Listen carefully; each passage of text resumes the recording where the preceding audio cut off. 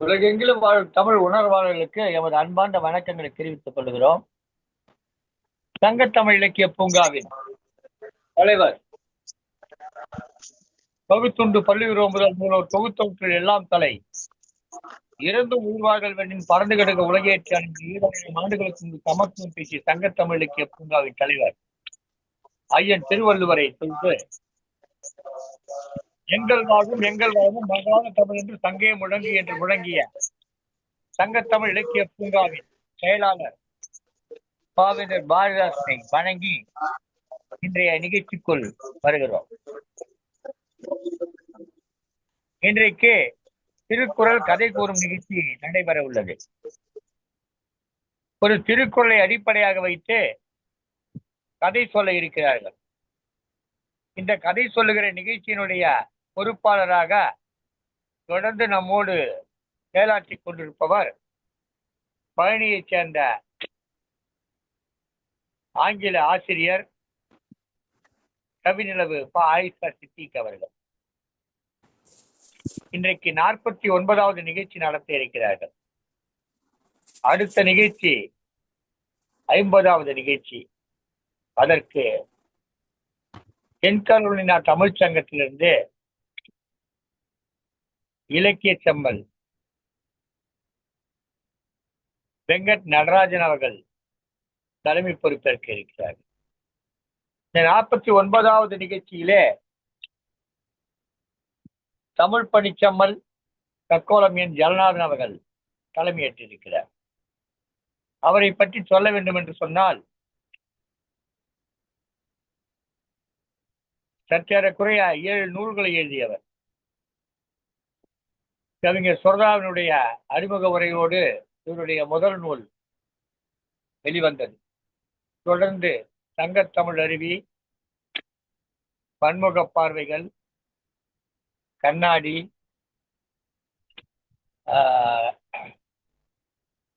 இழைப்புலி, அர்த்தமுள்ள திருக்குறள் என்றெல்லாம் பல நூல்களை எழுதியிருக்கிறார். தமிழறி வானொலியிலே தொடர்ந்து நாள்தோறும் காலை கதவு நிகழ்ச்சியிலே பங்கேற்று சிறப்பித்து வருகிறார். அத்தகைய சிறப்புக்குரியவர் தான் இன்றைக்கு இந்த நிகழ்ச்சியினுடைய தலைமை பொறுப்பு. இங்கே நிகழ்ச்சியிலே வருகை புரிந்திருக்கக்கூடிய திரு பூபாலன், திருமதி சாந்தாமணி, முனைவர் வாகேஸ்வரி, அப்புறம் மாணவ செல்வங்கள் திருமதி ஆண்டிப்பட்டியை சேர்ந்த திருமதி ரங்கநாயகி, ஸ்ரீஹரி, தன்யஸ்ரீ,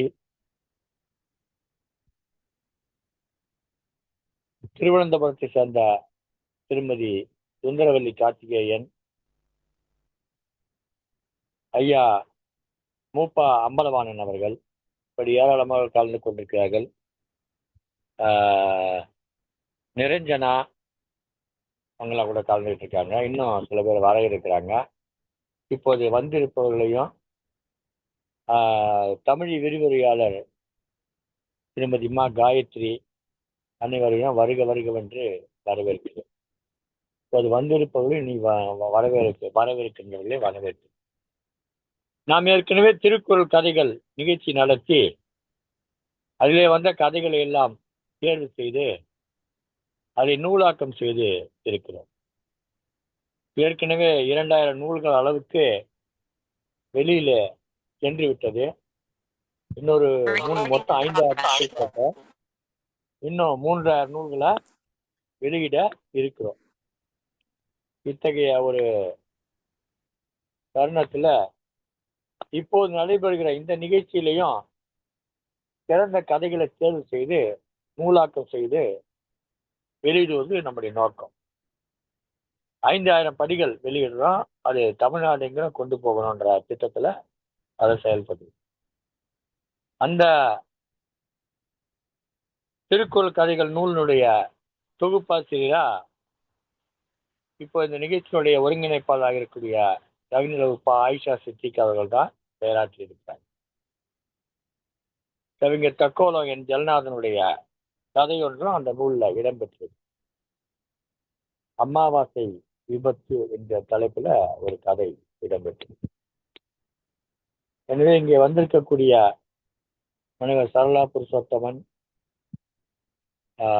அனைவருக்கும் உங்களுடைய அன்பு வணக்கங்களை, வரவேற்புகளை சொல்லி நிகழ்ச்சியோட ஒருங்கிணைப்பாளராக இருக்கக்கூடிய கவிஞர் உப்பா ஆயிஷா சித்திக் அவர்களிடம் தளத்தை ஒப்படைக்கிறேன். அவர் தலைவரை பேச அழைப்பார். தொடர்ந்து நிகழ்ச்சி நடைபெறும். வாருங்களம். நன்றிகள் ஐயா. தமிழாய் இணைவோம். சங்க தமிழ் இலக்கிய பூங்கா மற்றும் ஜெர்மன் தமிழருவி வானொலி நிலையம் இணைந்து வழங்கும் திருக்குறள் கதையரங்கம் உலக சாதனை நிகழ்வு 49. சங்க தமிழ் இலக்கிய பூங்கா தலைவராம் வள்ளுவர், செயலராம் பாவேந்தர் பாரதிதாசன் ஆகியோரை போற்றுகின்றேன். திருக்குறள் கதையரங்கம் உலக சாதனை நிகழ்வு 49 தொடர்ந்து திருக்குறள் கதையரங்கம் நிகழ்வை நடத்துவதற்கு வாய்ப்பளித்த சங்கத்தமிழ் இலக்கிய பூங்காவின் ஒருங்கிணைப்பாளர் தமிழ் பணிச்செம்மல் நீலகண்ட தமிழன் ஐயா, தலைமை செந்தமிழ் தேனி தமிழ் பணிச்செம்மல் தக்கோலம் என் ஜெகநாதன் உத்திரமேரூர் ஐயா, இந்நிகழ்வை வலையேற்றம் செய்யும் திருக்குறள் தொண்டர் சிவகாமி சண்முக சுந்தரம் அம்மா, இந்நிகழ்வை வானொலி மூலம் ஒளிபரப்பும் ஜெர்மன் தமிழருவி வானொலி நிலைய இயக்குநர்கள் திரு நயனை விஜயன், திருமதி சசிகலா நயனை விஜயன் ஆகியோர்களுக்கு முகமன் கூறுகின்றேன். வள்ளுவன் தன்னை உலகினுக்கே தந்து வான்புகழ் கொண்ட தமிழ்நாடு என்றார் பாரதியார். அத்தகைய சிறப்பு மிக்க வள்ளுவத்தை கதைகளின் மூலமாக விளக்க பல கதை சொல்லிகள் இத்தலத்தில் இணைந்துள்ளனர். அவ்வாறு இணைந்துள்ள அத்துணை கதை சொல்லிகளையும் வருக வருக என்று வரவேற்கின்றேன். முதலாவதாக நம்மிடையே கதை கூற வருபவர் திருமதி கே சாந்தாமணி அம்மா, அவினாஷியில் இருந்து. அவர்களுக்கு பின்னூட்டம் வழங்கி சிறப்பிக்குமாறு தலைமை தக்கோலம் என் ஜெகநாதன் ஐயா அவர்களை கேட்டுக்கொள்கின்றேன். இத்தலத்தை தக்கோலம் என் ஜெகநாதன் ஐயா அவர்களிடம் ஒப்படைக்கின்றேன். வாருங்கள் ஐயா. கே சாந்தாமணி அம்மா, அவினாஷி, பாருங்கள் அம்மா, உங்கள் கதையை தாருங்கள். அம்மா ஒளி வாங்கி திறக்கல.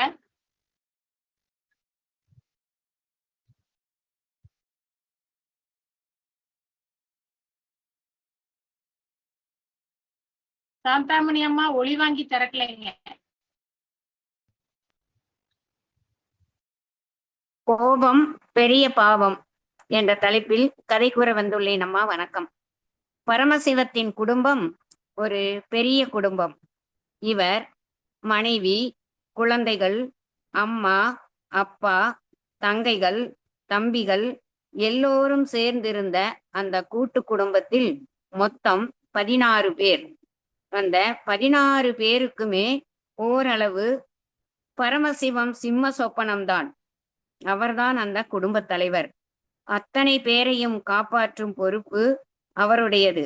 அதற்காக இப்படியா விடிந்து பொழுது அடைவதற்குள் ஆயிரம் திட்டுக்கள், சில நேரம் அடிகள். காலையில் அவர் போன பிறகுதான் அந்த வீட்டில் ரேடியோ பெட்டி பாடவே ஆரம்பிக்கும். அதுவரை அவரவர் தத்தம் வேலைகளை பார்த்தபடி இருப்பார்கள். வெறும் நாற்காலி நகர்த்தும் சத்தம், சில நேரம் கரண்டி பாத்திர சத்தங்கள், அரிசி உலை கொதிக்கும் சத்தம் கூட துல்லியமாகத்தான் கேட்கும். அப்படி ஒரு நிசப்தம். பரமசிவத்தின் மீது கொண்ட மதிப்பினால் வந்த அமைதி அல்ல, அது பயத்தினால் வந்த அமைதி. அவருடைய உருமும் குரல், உரத்த குரல், திட்டு, அதனால்தான் அவர்கள் அனைவருக்கும் அச்சம். காப்பி கொடுத்த மனைவி அபிராமி அருகிலேயே நின்று கொண்டிருந்தாள். இவர் காப்பி குடித்து முடிந்ததும் டம்ளரை எடுக்கவில்லை என்றால் அடுத்த நிமிடம் டம்ளர் சமையலறைக்குள் ஃபுட்பால் போல எகிரி வந்து குடும்பத்தினர் கூட ஒருவரிடம் இன்னொருவர் அதிகம் பேச மாட்டார்கள். பரமசிவத்தின் கோபக்காற்று காரணத்தினால் இந்த பக்கம் வீசாவிட்டால் என்ன செய்வது என்ற பயம். அவரின் பெற்றோர் கூட வயதாகிவிட்ட காரணத்தால் மகனை கண்டிக்கும் உரிமையை கூட கொஞ்சம் கொஞ்சமாக இழந்து விட்டிருந்தனர். இப்படியாக பரமசிவம் 45 வயதிற்குள் குறைந்தது 10-12 கம்பெனிகளில் வேலை செய்திருப்பார். ஒரு மேனேஜர் முறைத்து பார்த்தால் உடனே ராஜினாமா தான்.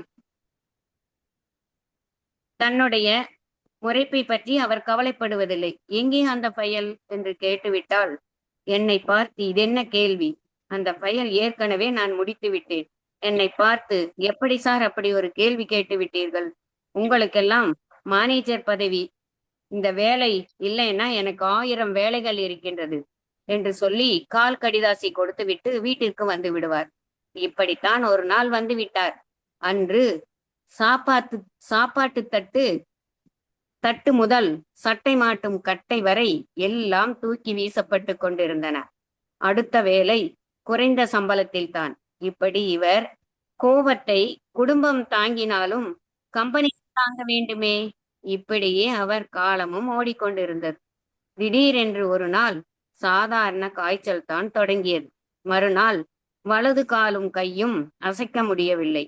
அவரால் டாக்டர் நரம்பு கோளாறுடன் பக்கவாதம் என்று கூறிவிட்டனர். அந்த டாக்டர் எழுதி கொடுத்த மருந்தில் ஏதோ குறை கூறி கத்துவதற்கு வழக்கம் போல் வாய் எடுத்த பரமசிவத்துக்கு குரல் கூட வரவில்லை. சொற்கள் குளறின. சதா காலமும் சிங்க குரலில் கத்திக்கொண்டே இருந்த பரமசிவம் அபிராமி என்று கூப்பிட முடியாமல், முழுமையாக கூப்பிட முடியாதபடி முடங்கி கிடந்தார். இனி விரைவில் குணமாகாது என்ற நிலை. அதனால் அவர் வேலையை அவர் மகனுக்கு அந்த மேனேஜர் கருணையோடு கொடுத்து விட்டார். இப்பொழுது மகன் மூர்த்தி ஆபீஸுக்கு கிளம்பி கொண்டிருந்தான். இடது கையில் அவர் கொடுத்திருந்த ஒரு களியால் தட்டி மூர்த்தி என்று சொல்ல ஏதோ கூப்பிட்டார். ஆனால் அவரால் சொல்ல முடியவில்லை. மகன் வேலைக்கு சென்று விட்டான். பணிக்கு நேரமாகிவிட்டது என்று சென்று விட்டான். யாரோ ஒரு பழைய நண்பருக்கு கடிதம் எழுத பரமசிவம் நினைத்து 4 நாட்களாகிவிட்டன. இவரிடம் பொறுமையாக கேட்டு எழுத யாருக்கும் தோன்றவில்லை. மாலா என்று மகளை திட்டிக் கொண்டே கூப்பிட்டார். அவளும் கத்தினாள். 2 பேர் இருக்கின்றனர் இன்னும், தாட்சாயினி, பங்கஜவல்லி. அவங்களையெல்லாம் நீங்கள் கூப்பிட முடிய உங்கள் வாய் வரவில்லை, என்னை மட்டும் கூப்பிடுகிறீர்கள் என்று அவளும் கத்தினாள். இப்படியாக யாருமே அவருக்கு உதவி செய்ய முன்வரவில்லை. இவருடைய வயதான பெற்றோர்கள் பாவம் மகன் பரமசிவத்துக்காக பரிதாபப்பட முடிந்ததே தவிர உதவ முடியவில்லை. ஏதோ அபிராமி புண்ணியத்தில் வேலைக்கு சோறு கிடைத்து கொண்டிருந்தது. எல்லோரும் அவர் கோபத்துக்கு பதில் கோபத்தால் பழி வாங்கி கொண்டிருந்தார்கள். ஆனால் அபிராமி மட்டும் அவர் கோபத்துக்கு குணத்தால் பழி வாங்காமல் அமைதியாக அவளை பார்த்து கொண்டிருந்தாள். எத்தனை நாட்களோ எட்டி மிதித்திருக்கும் அந்த கால்களுக்கு இப்பொழுது எண்ணெய் தேய்த்து வருகிறாள். எரிச்சலோடு முன்பு கடினமாக பேசும் அவர் வாயில் அன்போடு சோறு ஊட்டுகிறாள். சாப்பாட்டு தட்டை தட்டி விடும் அந்த கையை பிடித்து மெல்ல மெல்ல குளிப்பாட்ட அழைத்துச் செல்கிறார். அனல் கக்கும் அந்த முகத்தை அலம்பி துடைத்து திருநீர் இடுகிறாள். அவள் அமைதியாக அன்போடு இப்படி ஒவ்வொரு செயல் செய்யும் போது பரமசிவத்தின் உள்ளமானது அழுது கொண்டே இருந்தது. கோபத்தால் என் உறவுகள் கூட என்னை விரும்பவில்லையே, எந்த நட்பும் இல்லாமல் என் வாழ்க்கை, என் கோபத்தை எரிக்கத்தான் கடவுள் இப்படி என்னை முடக்கி போட்டாரோ, சிரித்து பழக தெரியாமல் வாழ்க்கையை வீணடித்து விட்டேன் நான். இப்போது சிரிக்க வேண்டும் போல் இருக்கிறது, ஆனால் முடியவில்லையே, வலது வாய் வலிக்கிறதே என்று நொந்து கொண்டிருந்தார் பரமசிவம். கடவுளுக்கு கோபம் வரவில்லை. சில மாதங்களில் நல்ல மருத்துவமும் மனைவியின் கவனிப்பும் அவரின் கோபம் இல்லாத மனமகிழ்ச்சியும் அவரை புதிய மனிதனாக்கி நடமாடச் செய்தன. இப்பொழுது அவர்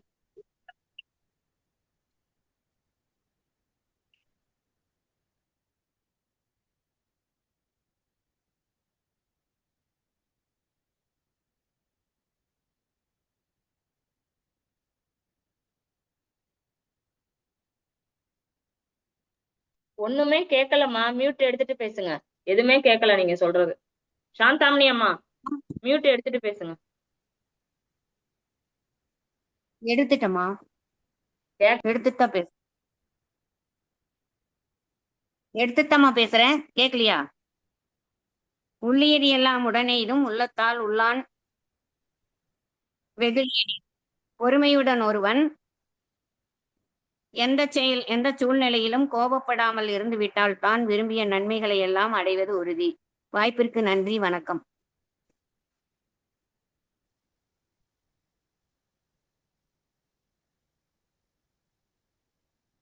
திருமதி ஆயிஷா அவர்கள். ஐயா தற்காலம் ஐயா, நீங்க அவங்களுக்கு பின்னூட்டம் கொடுங்க. அப்படியே அவருடைய தலைமை உரை ஆற்றிட்டோம். அவர் தலைமை உரை ஆற்றட்டும். அப்படியே சொல்லுங்க. நீங்க ஒளி வாங்கி திறந்து பேசுங்க.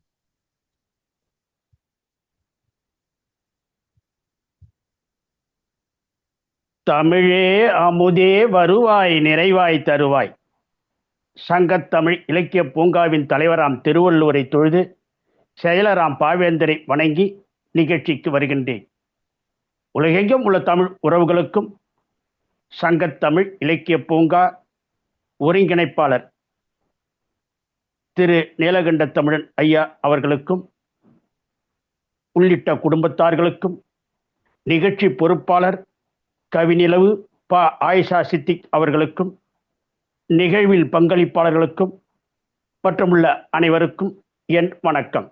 இன்றைய நிகழ்வில் தலைமை வகிக்க எனக்கு வாய்ப்பளித்த சங்கத்தமிழ் பூங்கா உள்ளிட்ட பல நல் உள்ளங்களுக்கு வணக்கத்துடன் நன்றியை தெரிவித்துக் கொள்கிறேன். திருக்குறள் எல்லாவற்றையும் உள்ளடக்கிய நூல். சுருங்க சொல்லும், விரிவாய் உணர்த்தும், வாழ்க்கையோடு பயணித்துக் கொண்டிருக்கும் நூல். ஒவ்வொரு மதத்திற்கும் புனித நூல் இருக்கிறது. மனிதத்துக்கு புனித நூல் திருக்குறள் என்றே குறிப்பிடலாம்.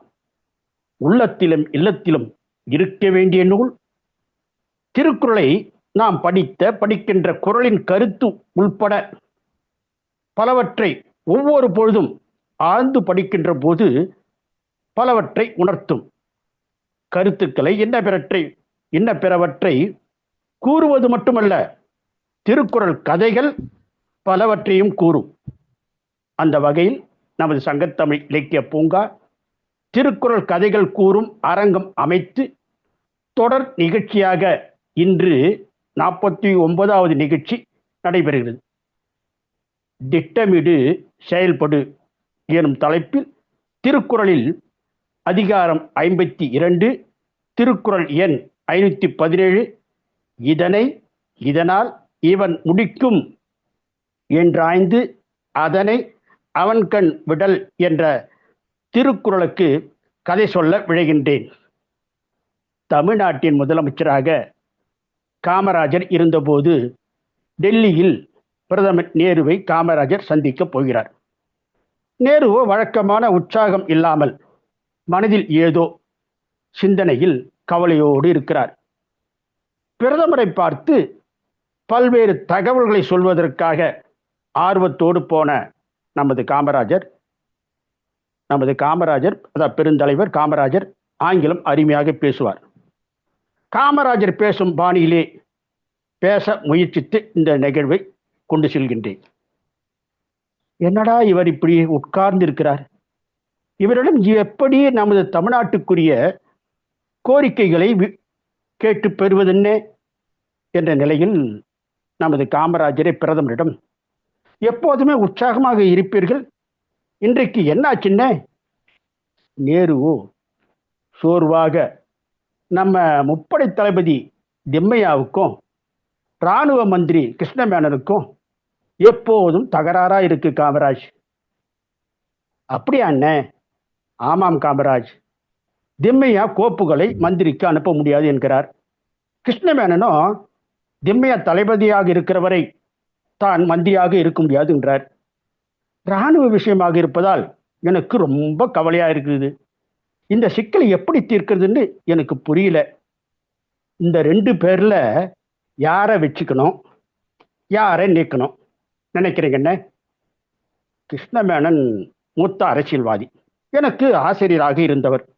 அவரை விட முடியாது. திம்மையாவைத்தான் ஏதாவது சொல்ல வந்ததை முடிக்க முடியாமல் நேரு தவித்தார். புரிந்து கொண்ட நமது காமராஜர் கொஞ்சம் கூட தயங்காமல், நீங்க உடனே கேபினெட் மீட்டிங் போட்டு திம்மியாவுக்கு கேபினெட் அந்தஸ்து கொடுங்க, அவரோட திறமையுள்ள அதிகாரிகளையும் 6 மாசத்துக்கு வெளிநாடுகளில் சுத்திக்கிட்டு வர சொல்லுங்க, உலகம் பூரா புதுசா வந்திருக்கிற இராணுவ தளவாடங்களை பற்றி அவங்க ஸ்டடி பண்ண போறாங்கன்னு கேபினெட்ல தீர்மானம் போட்டுடுங்க, அவங்க போயிட்டு வரட்டும், அதுக்குள்ள நீங்க இங்க பண்ண வேண்டிய மற்றதையெல்லாம் பண்ணிவிடலாம்னு பொறுமையோடு கேட்டுக்கொண்டிருந்த நேரு, திம்மையா திரும்பி வந்ததும் அவரை எங்கே அகாமடேட் பண்றது, அதாவது எந்த போஸ்டிங் கொடுக்கறது, எங்க தங்க வைக்கிறது என்று நேரு கேட்டார். உடனே பெருந்தலைவர், இப்போது இந்தியாவின் படைக்கும் தளபதியாக திம்மையா இருக்கிறார், இதுவே ரொம்ப டேஞ்சர்னே. அப்படியா சொல்றீங்க? ஆமா அண்ணே, திம்மியா நினைச்சா ஒரே ராத்திரியில பிரைம் மினிஸ்டர் ஹவுஸ் கஸ்டடியில வச்சுவிடலாம்னு. அதனால அவர் திரும்பி வர்றதுக்குள்ள 3 படைகளுக்கும் 3 தனித்தனியா தளபதியே நியமிச்சுலான்னு. அவர் வந்து பார்த்துவிட்டு அவரால் ஒன்றும் பண்ண முடியாதுன்னு. எல்லாத்துக்கும் தளபதியா இருந்து நாட்டாமை பண்ணினவர் ஒருத்தர் ஒரே ஒரு படைத்தளபதியா இருக்க சம்மதிக்கவும் மாட்டார், வெளியேறத்தான் பார்ப்பார்னு. அமைதியா ஓய்வு கொடுத்தலான்னு என காமராஜர் பேச பேச தன் இருக்கையிலிருந்து நேரு அவர்கள் மகிழ்ச்சி தாழ முடியாமல் காமராஜரை கட்டி தழுவிக்கொண்டு, Kamaraj, what a fantastic idea. Kamaraj, பொருத்தமான சிந்தனையோடு நல்லதொரு கருத்தை எனக்கு தெரிவிச்சிங்க, மிக்க மகிழ்ச்சி, நன்றி. காமராஜர் சொன்னபடியே வெளிநாடுகளுக்கு சென்று திரும்பிய திம்மையா தன் நிலையை உணர்ந்து தானே ஓய்வு பெற்று வெளியேறினார். அரசியல் சதுரங்கத்தில் இச்செயலை இன்ன காரணத்தால் இவன் செய்து முடிக்க வல்லவன் என்பதை ஆராய்ந்து அத்தொழிலை அவனிடமே விட்டு விடுதல் என்பதை ஆய்ந்து அறிந்து உணர்ந்து காய்களை நகர்த்தி களம் கண்ட பெருந்தலைவர் காமராஜர். திருக்குறள் அதிகாரம் 52, திருக்குறள் எண் 517, இதனால் இவன் முடிக்கும் என்றாய்ந்து அதனை அவன் கண் விடல். நன்றி, வணக்கம். பக்கோலம் என் ஜலநாதன், உத்திரமேரூர் சங்கத்தமிழ் இலக்கிய பூங்கா. சிறப்பான ஒரு கதையை கூறினீர்கள் ஐயா. கதை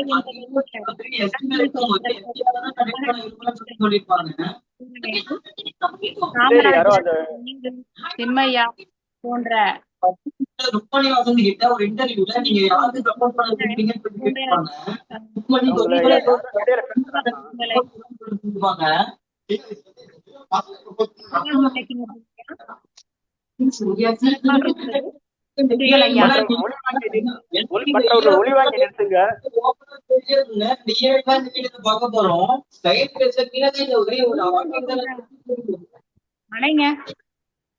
ஒலி வாங்கி அனுப்பிச்சிடுங்க. பேசுமா, இப்ப பேசு. சிறப்பாக இருந்தது ஐயா. சாந்தாமணி அம்மா அவர்களுடைய கதை சிறப்பாக இருந்தது. அவர்கள் தொடர்ந்து அடுத்ததாக நம்முடைய கதை கூற வருகின்றார் தமிழி சாந்தாமணி அவங்களுக்கு பின்னோட்ட சொல்கிறேன். கோபம் பாவம் என்ற தலைப்பில் அவினாசியிலிருந்து திருமதி கு சாந்தாமணி அவர்கள் சிறப்பான ஒரு கதையை சொன்னார்கள். அந்த ஒவ்வொரு அந்த காட்சியினுடைய அமைப்பு, அதாவது குடும்ப காட்சிகள் சத்தம் இல்லாம இருக்குது, டம்ளர் உள்பட அப்படின்ற காட்சி சொல்லும்போது அந்த காட்சியை தெரிய வைக்கிறார். சிறப்பாக இருந்து இன்னும் சற்று உறுதி சொல்ல வேண்டும் என்பதுதான் என்னுடைய கருத்து. பொதுவாக கோபப்பட்டாவே 1 பங்கு ஆற்றல் விரயமா போகுமா, மீண்டும் இயல்பான நிலைக்கு வர்றதுக்கு 2 பங்கு ஆற்றல் போதுமா, விரயமா போகுமா, இப்படி 3 பங்கு ஆற்றலும் விரயமா போனோமா, கோபத்தால் எதையும் சாதிக்க முடியாதுன்றது தான் இந்த கதையிலிருந்து நாம் கேட்பவர்கள் உட்பட எடுத்துக்கொள்ள வேண்டும். கோபம் நிச்சயம் பாபத்தை மட்டுமல்ல, எல்லாவற்றையுமே இழக்க வைக்கும். சிறப்பான கதையம்மா, சிறப்பு, நன்றி. அடுத்ததா அழைங்கம்மா. அடுத்ததாக நம்மிடையே கதை கூற வருகின்றார் ஐயம்பாளையத்திலிருந்து மழலை ஸ்ரீஹரி. திருக்குறள் எல்லா சமயத்தினரும் போற்றும் பெருமையுடையது. அத்தகைய திருக்குறளை கதையாக கூற வருகின்றார் ஐயம்பாளையத்தில் மழலை ஸ்ரீஹரி. வணக்கம். வணக்கம் ஸ்ரீஹரி. கதை. அகிலன் சிறிய கிராமத்தில் வளர்ந்தவன். அவனது தந்தை நேர்மையான விவசாயி. சிறு வயதில் இருந்தே அவன் தந்தை சொல்லிக் கொடுத்த அறநெறி கதைகள் அவன் மனதில் ஆழமாக பதிந்திருந்தன. எது சரி எது தவறு என்பதை பற்றி தெளிவாக புரிதல் அவனுக்கு இருந்தது. அகிலன் ஒரு நிறுவனத்தில் வேலை செய்து கொண்டிருந்தான். அவன் சிறந்த உழைப்பாளி, நேர்மையானவன், கடமை தவறாதவன், தனக்கான பணியை செம்மையாக குறித்த நேரத்தில் முடிக்கும் இயல்புடையவன். ஒரு நாள் அகிலனுடன் வேலை செய்யும் சக பணியாளர்கள் நிறுவன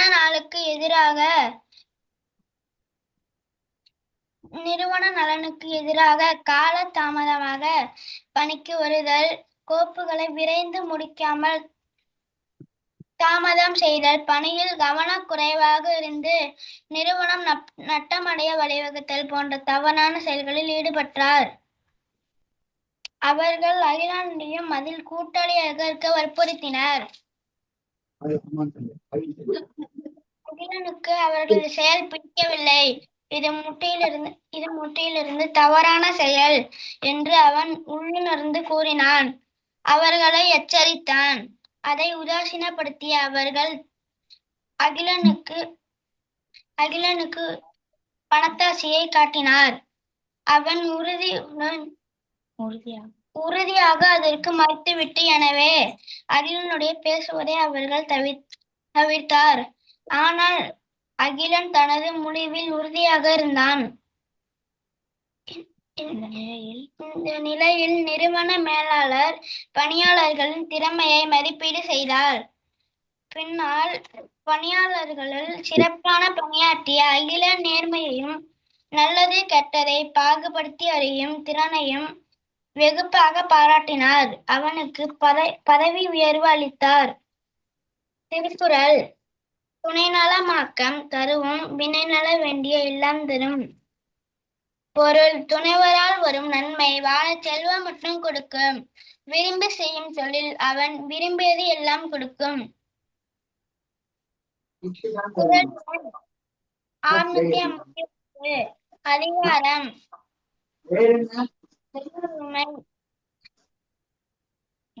நன்றி அம்மா. சிறப்பு சிறப்பு சிறப்பு.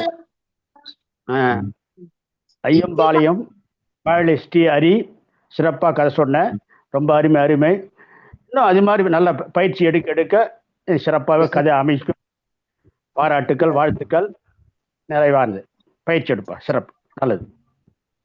அடுத்ததாக நம்மிடையே கதை கூற வருகின்றார் மழலை ஸ்வேதா ஐயம்பாளையத்தில் இருந்து.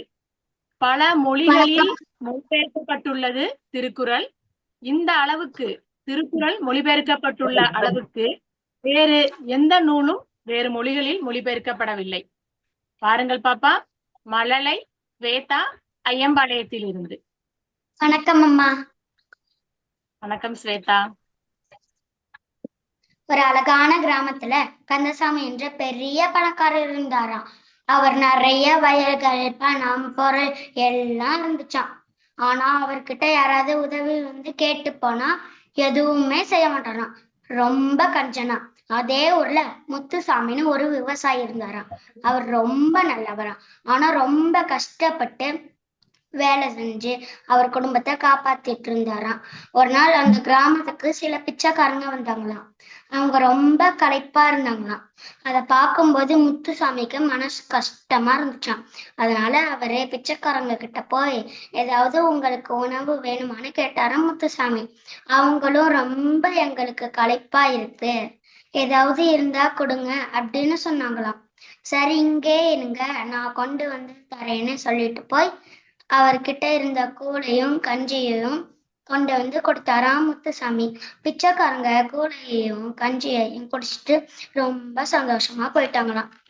இதுதான் நமக்கு திருவள்ளுவர் சொல்லியிருக்காரு. அதிகாரம் 33, குறள் எண் 122. பகுத்துண்டு பள்ளியிற் ஓம்புதல் நூலோர் தொகுத்தவற்றுள் எல்லாம் தலை. பொருள்: நம்மிடம் இருப்பதை பகிர்ந்து எண்ணுயிர் ஓம்பும் அறமே நூலோர் தொகுத்த அறங்களில் எல்லாம் சேர்ந்ததாம். நன்றி. ஐயா ஒளிவாங்கி ஜெகநாதன் ஐயா. இந்த கதை சொல்ற அமைப்புல ஒளி வாங்கி கூட திறக்க முடியல. அந்த அளவுக்கு முறைமையா கதையா சொல்ற அந்த ஐயா நான் இப்ப இந்த கதை சொல்ல போறேன் அப்படின்ற மாதிரி அந்த மழலை சொல்லும் அந்த கதை சொல்றேன். எனக்கு உண்மையில ரொம்ப மகிழ்ச்சியா இருக்குது. இந்த மாதிரி திருக்குறள் பத்தி குழந்தைங்களும் மழலைகளும் வந்து சொல்லும் போது மனசுக்கு சொல்லலாம்.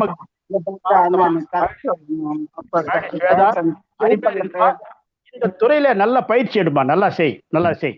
படிப்பு முக்கியம், இதுவும் செய். நிறைய திருக்குறள் கதை சிறப்பு, பாராட்டுகள், வாழ்த்துக்கள். அடுத்து சொல்லுமா, நீ சொல்லுமா. அடுத்ததாக நம்மிடையே கதிகூற வருபவர் தேனி மாவட்டம் ஆண்டிப்பட்டியில் இருந்து திருமதி ரங்கநாயகி அம்மா. திருக்குறள் ஒரு சிறந்த நீதி நூல். கவிச்சுவை உடையதாகவும் சொற்சுவை உடையதாகவும் காணப்படுகின்றது. வாருங்கள் அம்மா. ஆண்டிப்பட்டியிலிருந்து ரங்கநாயகி அம்மா. வணக்கம் அம்மா. வணக்கம் ஐயா. வணக்கம்மா. சொல்லுங்க. தலைப்பு: ஆனந்தமாய் இரு. ஒரு சிறு கிராமம். கிராமத்தின் பெயர் மேக்லார்பட்டி. மேக்லார்பட்டியில் வாழும் கிராம மக்கள் தங்கள் குடும்ப சூழல் காரணமாக தினக்கூலி வேலைக்கு அதிகாலையிலேயே சென்று விடுவார்கள். குழந்தைகள் தங்கள் கடமைகளை அவர்களாக செய்து பள்ளிக்கு கிளம்பி வருவார்கள். சிறு குழந்தைகளை தாத்தா பாட்டி கவனித்துக் கொள்வார்கள். சிறு விவசாயம் செய்வதும் வெங்காயம், தக்காளி, பூசணிக்காய், கத்தரி, வெண்டை என காய்கறிகளை பயிர் செய்து வாழ்க்கையை நடத்துபவர்கள் அக்கிராமத்து மக்கள். அவ்வூரில் கூட்டு குடும்பமாகத்தான் வாழ்ந்து வருவார்கள். அது அந்த ஊரின் சிறப்பு. மலைப்பாங்கான இடத்தில் இருந்து கரடி, பன்றி வந்து பயிர்களை சேதமாக்கிவிடும். அதை எப்படியாவது விரட்ட பொதுமக்கள் முயற்சி செய்தனர். ஆலமர நிழலில் பஞ்சாயத்து நடைபெறும். அங்கு முறையிட்டு தக்க நடவடிக்கையை எடுத்து முடிவு செய்ய ஊர் மக்கள் முடிவு எடுத்தார்கள். அது சமயம் ஊரில் நல்ல மழை பெய்தது. அறுவடை நேரம். விவசாயத்தில் நஷ்டம் ஏற்பட்டது. பொதுமக்கள் அனைவரும் மிகவும் கவலையுடன் இருந்தனர். அவ்வூரில் ஒரு சாமியார் வாழ்ந்து வந்தார். அவர் அக்கோவிலில் படைக்கும் சாமி பிரசாதம், மக்கள் தரும் உணவை உண்டு தன் வாழ்க்கையை வாழ்ந்து கொண்டு இருந்தார். கன்னிமார் சாமி கோயிலுக்கு சாமி தரிசனம் செய்ய வந்த ஒரு பெண் சாமியாரை பார்த்து, நீங்கள் மட்டும் எந்த கவலையும் இல்லாமல் இருக்கிறீர்களே ஐயா, ஆனால் இந்த ஊர் பொதுமக்கள் அனைவரும் கவலையுடன் தான் இருக்கிறார்கள் என்று கூறினார். அதற்கு அந்த துறவி, நான் பற்றற்ற துறவி. சாமிக்கு நீங்கள் படைக்கும் உணவே எனக்கு போதுமானது. இனி கவலைப்பட எனக்கு என்ன இருக்கிறது? ஆசைதான் மனிதனுக்கு கவலையை உண்டாக்கும். இருப்பதை கொண்டு நிறைவடைய வேண்டும். அதனால்தான் அன்றே திருவள்ளுவர் துன்பம் வரும்போது கலங்காமல் மகிழ்ச்சியுடன் இருக்க வேண்டும் என்று சொல்லி இருக்கிறார் என்று கூறிவிட்டு சாமி சிரிக்கிறார். குறள் 621. இடுக்கண் வருங்கால் நகுக, அதனை அடுத்தூர்வது அத்தொப்பத்தில். அதனோட பொருள், துன்பம் நம்மை தேடி வரும்போது அதற்கு பயந்து அழாமல் மனதால் மகிழ்ச்சியோடு இருக்க வேண்டும். அந்த துன்பத்தை அடித்து விரட்டி வெல்லக்கூடிய வலிமை அதை போன்ற மகிழ்ச்சிக்கு மட்டுமே உண்டு. வெற்றி மன மகிழ்ச்சியேதான் துன்பத்தை ஓட செய்யும். வாய்ப்பளித்த அனைவருக்கும் நன்றி. சங்கத்தமிழ் இலக்கிய பூங்கா பாரதி சூடர் நீலகண்ட ஐயா அவர்களுக்கும் என் மனமார்ந்த நன்றி. வணக்கம். ஆண்டிப்பட்டியிலிருந்து திருமதி க. ரங்கநாயகி அவர்கள் ஆனந்தமாய் இரு என்ற தலைப்பில் தன் குரலுக்கேற்ப அந்த கதையை சொன்னார். சிறப்பாக அந்த கதை இருந்தது. மனது பொறுத்து தான் துன்பம் இன்பம். அதே போல் அந்த சாமியாரை சொன்னது, நான் பற்றற்ற துறவி என்று. நாம் எல்லாரும் வாழ்க்கையில் சொல்லி கொண்டிருக்கிறோம், தாமரையில தண்ணி போல இருக்கணும். ஆனால் இருக்கிறோமா? இருக்க முடியல, விழுந்துடுறோம். ஆனால் அதிலே விழாம சற்று வெளியே வரணும். மனிதர் பொதுவாக எல்லாருமே நாம மகிழ்ச்சி அதிகமாக சிந்திக்கிறத விட துன்பத்தை மட்டும்தான் அதிகமாக சிந்திக்கிறோம். அது நம்மளை என்ன பண்ணுன்னா தூக்கும் போய் எங்கன்னா போட்டுனே போயிடும்.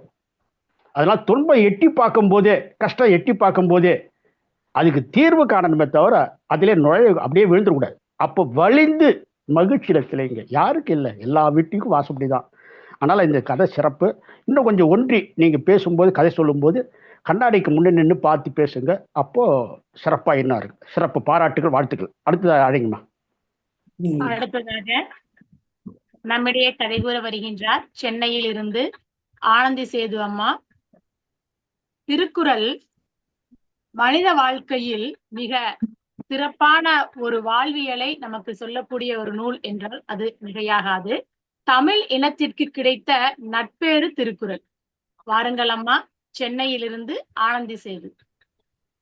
நன்றி நன்றி, மிக்க நன்றி அம்மா. நான் பேசுவது கேட்கிறதா அம்மா? பேசுங்க. நன்றி நன்றி, மிக்க நன்றி. இணைகின்ற தாய் தந்தையருக்கும், முத்தமிழுக்கும், நற்றமிழுக்கும் மற்றும் தங்க தமிழ் பூங்காவின் அச்சுவேர் ஆணிவேராய் விளங்கிக் கொண்டிருக்கும் பாரதீஸ்வரர் நீலகண்டன் ஐயா அவர்களுக்கும், என் ஆரிய தோழி ஆயிஷா சித்திக் அம்மா அவர்களுக்கும், அழகாக அனைவருக்கும் பின்னோட்டம் கொடுத்துக் கொண்டிருக்கும் தக்கோலன் என் ஜலநாதன் ஐயா அவர்களுக்கும் என் நற்றமிழ் வணக்கத்தை கூறிவிட்டு நானும் இந்த கதைக்குள் செல்கிறேன். செல்லம் கொடுத்து யாரையும் வளர்க்கக்கூடாது. இதுதான் கதையின் தலைப்பாகவே நான் வைக்கிறேன். ஒரு ஊரில் சபாபதி என்ற தன்வந்தர் ஒருவர் இருந்தார். சிறந்த பணக்காரர். பல ஆண்டுகளாக தான் சேர்த்து வைத்த சொத்துகளுக்கு வாரிசிலேயே என்ற காரணத்தினால், குழந்தை இல்லாத காரணத்தினால் பல கோயிலுக்கும் சென்று வந்தார். அவரும் ஒரு மனைவியும். தவம் இருந்து ஒரு பிள்ளை பிறந்தான். அந்த மகனுக்கு கதிர்வேல் என்று பெயரிட்டார். அந்த சிறுவன் சிறு வயதில் இருக்கும் பொழுதே கர்வமும் அடாவடித்தனமும் அடங்காக்காரித்தனமும் சுட்டித்தனமும் இருந்தது. ஐயா, ஒரு 5 வயசு வரைக்கும் ஒரு குழந்தை குறும்புத்தனம் பண்ணா நமக்கு பிடிக்கும். ஆனா அதே பிள்ளையானது 10 வயது 11 வயது இளந்தாரியானப்புறம் அப்படி இருந்தா நல்லா இருக்குமா? இருக்காது. அதுதான் இந்த கதை சொல்லுது.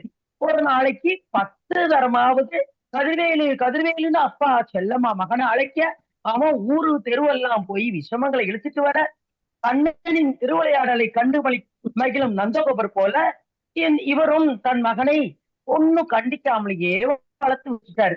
சில வருடங்கள் கடந்தன. கதிர்வேலுவின் கெட்ட செயல்களும் கடந்தன. நிறைந்த செல்வம் இருப்பதால் அவன் தன் மனம் என்றபடி தீய செயல்களில் எல்லாம் செய்தான். எதுனாலும் பணம் காசு கொடுத்து தீர்த்திடலாம் அப்படிங்கிறது அந்த அவங்க மனசுல ஒரு எண்ணம். அப்போ சாகும் தருவாயில் இருந்தார் சபாபதி. இனியேனும் யார் வம்புக்கும் போகாமல் நான் சேர்த்து வைத்த சொத்துக்களை காப்பாற்றி உன் தாயையும் கவனித்துக் கொள்ளடா மகனே என்றார். உயிர் பிறந்து விட்டது. ஆனால் சபாபதி இறந்த பிறகும் கதிர்வேலு தன் தீய குணங்களிலிருந்து மாறவே இல்லை. அடிக்கடி தவறு செய்துவிட்டு நீதிமன்றம் வருவதும், நீதிமன்றத்தில் தண்டனை கொடுக்கும் பொழுது பொய் சாட்சியாக தான் செய்த தவறை மறைப்பதற்காக கையூட்டு கொடுக்கறது, பொய் சாட்சியை அந்த மாதிரி பண்றது, இப்படியா போயிட்டு இருக்கேல. ஒரு நாளைக்கு என்ன ஆச்சு, கதிர்வேலின் பணியால் கட்டுக்கட்டாக பணத்தை கதிர்வேலிடம் கொடுக்க வந்தான். எப்பவும் போல அந்த நீதிமன்றத்துக்கு. நீதிபதி இதை கவனித்து விட்டார். அவன் அபராத பணத்துடன் வந்திருக்கிறான் அப்படிங்கறது அவருக்கு புரிஞ்சிருச்சு. சரி, இந்த பணத்தை இவன் என்ன செய்யறான் பாப்போம் அப்படின்னு பார்த்தாரு. கதிர்வேலோட முறை வந்தது. கதிர்வேலை அழைத்து விசாரிச்சாரு நீதிபதி. அப்ப அவன் சொன்னா, ஐயா, விவசாயிகளுக்கெல்லாம் எங்க கிராமத்துல எல்லாம் நல்லது பண்றேனாக்கும், நான் எப்படி கவனிக்கிறேன் தெரியுமா, யார் பணத்துக்கும் ஆசைப்பட மாட்டேன் அப்படிதான் சொல்லிட்டு, இத பாருங்க சாட்சி அப்படின்னு சொல்லிட்டு கந்தையனை கூப்பிட்டு, கந்தையா பார் கந்தையா அப்படின்னு, பொய் சாட்சி சொல்ல பணம் வாங்கி கொண்டாயா என்று கேட்டார் கந்தையாவை பார்த்து நீதிபதி. அப்ப சொன்னா கந்தையா, ஐயா நீதிபதி ஐயா, என்னை மன்னிக்கணுங்க, இங்க அப்பா சபாபதி சேர்த்து வச்ச சொத்தை கதிர்வேல் ஐயா அழிச்சதோட மட்டும் இல்லாம எங்க கிராமத்துல எல்லாரோட நிலத்தையும் அடிச்சு பிடிச்சு வாங்குவாரு. இத யாரும் தட்டி கேட்க மாட்டாங்க. என்ன காரணம்னா, பணமும் இருக்கு இவங்க கிட்ட, அந்தஸ்து இருக்கு. நாங்க ஏழை பாளைங்க, நாங்க எங்க எப்படிங்க வாயை திறந்து இதெல்லாம் சொல்ல முடியும்? நான் இப்ப இந்த பணத்தை வாங்கிக்கலன்னா இவருக்கு சாதகமா சொல்லக்கூடிய ஒரு ஆளை கூட்டிட்டு வந்துருவாரு. எனக்கு இந்த நீதிமன்ற கூண்டல ஏறி நின்னு இவர் செய்யற அட்டகாசத்தை உங்ககிட்ட சொல்ல இயலாம போயிடும் அப்படின்னு சொன்னோன்னே கதிர்வேலுக்கு கோபம் வந்தது. பல்ல நரநரன்னு கடிச்சாரு. நீதிபதி பார்த்தாரு, என்ன கதிர்வேல், நீ என் முன்னாலேயே உன்னுடைய கிராமத்து ஆளை வந்து நீ பல்ல கடிக்கிறியா? சரி, இப்போ உனக்கு ஒரு வாய்ப்பு தரேன். நீ இப்ப கொண்டு வந்த அந்த பணத்தெல்லாம் எங்களுக்கு அபராத தொகையா கட்டக்கூடாது. எனக்கு நீ 1000 நாணயங்களை கட்டு அப்படின்னா. உன் கையில ஒண்ணும் இல்ல, 1000 நாணயங்களை கட்டினேன்னா மன்னிப்பு கேட்டனா பொது மன்னிப்பு கொடுக்குறேன் அப்படின்னு சொன்னோன்னே அவன் அழ தொடங்கிட்டான். யாரு? கதிர்வேல். இப்பதான் நீதிபதி சொன்னாரு, ஒரு பைசா தானே என எளிதாக நீ எண்ணுகிறாய். பணத்தை கொடுத்து பொய்சாட்சி வலிக்குவார்களாம் என்று நினைத்தாய். ஆனால் தந்தையன் போன்ற மனசாட்சி உள்ளவர்கள் உன்னை காட்டி கொடுத்தது மட்டுமல்லாமல் உன்னை திருந்துவதற்கு இந்த வயதிலேயாவது ஒரு வாய்ப்பு கொடுத்திருக்காளே என்று என்ன சொல்லிவிட்டு, இந்த ஒரு முறை உன்னை மன்னிக்கிறேன், நீ திருந்தி வாழ பழகு என்றார். இது இப்படியாக கதை முடிகிறது. இந்த கதையை நானாக ஒரு சித்தரித்து எழுதுறது ஐயா, அதனாலதான் சற்று தடுமாறி கூறினேன் முதல் வாய்ப்பாக இருக்கவே. இப்பொழுது இதற்கான அந்த கருத்தை கூறுகிறேன் ஐயா. உருவு கண்டு எல்லாமே வேண்டும், உருள் பெருந்தே அச்சாணி அன்னார் உடைத்து. இது வினைத்திட்பம் என்ற அதிகாரத்தில் பொருட்பாலில் அமைச்சியலில் 667வது குறளாக வருகிறது. ஒரு தேரின் அச்சாணி சிறிதாக இருந்தாலும் அதன் பயன்பாடு மிக பெரிது. அதனை உருவத்தை பார்த்து யாரையும், அதாவது அந்த தேர் அவ்வளவு பெருசுங்க, ஆனா சக்கரை சின்னது, அதை வச்சு நம்ம எடப்படக்கூடாது. அதே மாதிரி தந்தையன் சாதாரண ஏழை விவசாயி, அவன் அந்த செல்வந்தரை எதிர்த்து ஒரு சாட்சி சொல்ல முடியுமா என்றால் நீதியை வாங்கி கொடுக்க நீதிமன்றம் ஏறினான் அல்லவா? அதுதான் இங்கு உதாரணமாக சொல்லப்படுகிறது. ஒரு பைசாவின் மூலம் கதிர்வேலும் தெரிந்து கொண்டிருப்பான் என்று கூறி நல்லதொரு வாய்ப்பிற்கு நன்றி பாராட்டி விடைபெறுகின்றேன். உங்களது பிரியமான தோழி தமிழ் சுடர் கவி, நான் ஆனந்தி சேது, மிக சென்னை. நன்றி, வணக்கம். சென்னையிலிருந்து கவி ஆனந்தி சேது அவர்கள் சிறப்பான ஒரு கதையை சொன்னார். செல்வம் கொடுத்த தன்மையும் செல்வம் கொடுத்த தன்மையையும் தன் கதையில் வெளிப்படுத்தினார். பொய் சாட்சி சொல்ல வந்தவர் சொன்ன காட்சியையும் கதையில் அமைத்தார். கதை சிறப்பாக பாராட்டுக்கள். அடுத்ததாக கதை கூற வருகின்றார் மழலை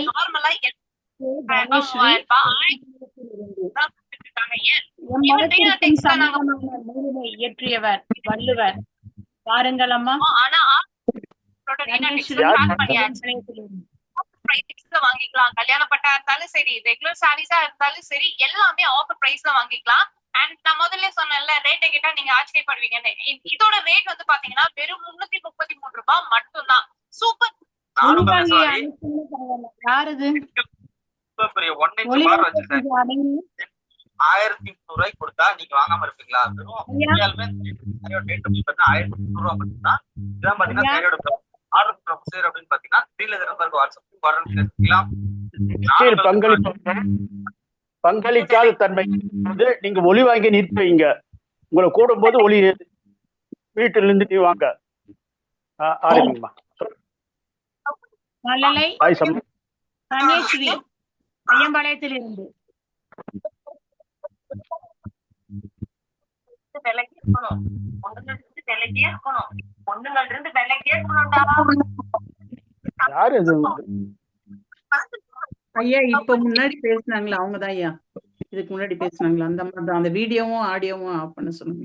இல்ல என்னோடது இல்ல, நீலகண்ட தமிழன் ஐயாவோடது ஆங்கிலம். பெயர் கட்சி பதவி இப்போவே பிரஜா ஆப்பை டவுன்லோட் பண்ணுங்க. கழக உடன்பிறப்புகளே, உங்களுக்கு பிடிச்ச ஸ்டைல்ல டிஎம்கே கட்சி போஸ்ட். இந்த படத்தை 3 செகண்ட் உத்து பாத்தீங்கன்னா இந்த மனுஷன் நிஜத்துல ஒரு பொண்ணுன்னு உங்களுக்கு புரியும். என்ன நம்பலையா? ஸ்கிரீனை 2 தடவை தட்டுங்க. இப்போ போன மெதுவா திருப்புங்க. அங்க பாருங்க, அந்த மனுஷன் எப்படி பொண்ணா மாறுறாருன்னு உங்களுக்கு தெரியும். உங்களால பார்க்க முடிஞ்சுதா? இந்த படத்தை 3 செகண்ட் உத்து பாத்தீங்கன்னா இந்த மனுஷன் நிஜத்துல ஒரு இந்த படத்தை 3 செகண்ட் உத்து பாத்தீங்கன்னா இந்த மனுஷன் நிஜத்துல ஒரு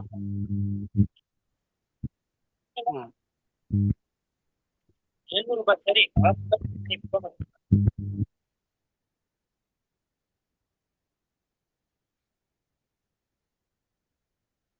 இப்ப சொல்லுங்கம்மா. வணக்கம் அம்மா.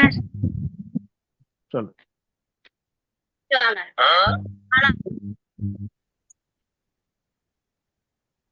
தன்யஸ்ரீ சொல்லுமா. வணக்கம் அம்மா. வணக்கம் ஐயா. வணக்கம்மா. வணக்கம்மா. ஆரம்பி. தன்யஸ்ரீ தான். பேசு. ஒரு கிராமத்துல ராமு என்கிற சின்ன பையன் இருந்தான். அவன் காட்டுக்கு சென்று விறகுகளை சேமித்து வீட்டுக்கு எடுத்து வருவான். அன்று ஒரு நாள் காட்டுக்கு விறவை சேகரிக்க சென்றான். அவனுக்கு ரொம்ப தண்ணீர் தாகமாக இருந்தது. காட்டுக்குள் ஒரு கிணறு இருந்தது. அங்கு போய் தண்ணீர் குடிக்கலாம் என்று போனான். கிணற்றுக்குள் குரங்கு ராஜா, சிங்கராஜா, நாகராஜா, ஒரு மனிதன் கிணற்றுக்குள்ளே இருந்தார்கள். என்னை காப்பாற்றுங்கள், என்னை காப்பாற்றுங்கள் என சத்தம் போட்டனர். அவன் போய் பார்த்தான். எங்களை காப்பாற்றுங்கள் என்று கெஞ்சினார்கள். அவன் கிணற்றை சுற்றி பார்த்தான். அங்கு ஒரு கயிறு இருந்தது. அதை எடுத்து கிணற்றில் தூக்கி போட்டான். அதை பிடித்த மனிதன் ஏறி வர பார்த்தான். ராமுவால் இழுக்க முடியவில்லை. முதலில் நாகராஜா ஏறி என்றான். இரண்டாவதா குரங்கு ராஜா ஏறி என்றான். மூன்றாவதாக சிங்கராஜா ஏறி என்றான். நான்காவதாக மனிதன் ஏறினான். அவன் வீட்டுக்கு சென்றான். அவன் கிராமத்தில் வறுமையில் வாட ஆரம்பித்தன. அவன் காட்டுக்குள் சென்று அவன் பசியாக வாடினான். அப்பொழுது குரங்கு ராஜா, வா நண்பா, என் ரொம்ப சோர்வாக இருக்கா, உனக்கு பசிகிறா என்று கேட்ட. காட்டில் உள்ள எல்லோரும் பழங்களை கொண்டு வந்தார்கள். குடித்த குரங்கு ராஜா பின் சிங்க குகைக்கு சென்றான். சிங்கராஜா, வா நண்பா, எப்படி இருக்கிறாய் என்றது. நான் ரொம்ப வறுமையில் உள்ளேன். சிங்கம், என் குகையில் நிறைய பொன் பொருட்கள் உள்ளது, உனக்கு வேண்டியதை எடுத்துக்கோ என்றது. அவன் வேண்டிய பொன் எடுத்துக்கிட்டு அதை யாரிடம் விற்க வேண்டும் என்று யோசித்தான். அவனுக்கு நகை வியாபாரி நினைப்பு வந்தது. அவன் கொண்டு வந்த பொன்னை அவரிடம் கொடுத்தான். நகை வியாபாரி, இது அரசு குடும்ப நகை, அவற்றை அரசுக்கு காவலாரிடம் சொல்லி அவனை சிறைக்கு சென்றான். அப்பொழுது அவன் நாகராஜாவை அழைத்தான். நடந்ததை கூறினான். அதற்கு நாகராஜா, நான் ராணியை போய் கடித்து விடுகிறேன், நீ வந்து கையை வைத்தால் விஷம் இறங்கிடும் என்றது. நாகராஜா ராணி அறைக்கு சென்றது.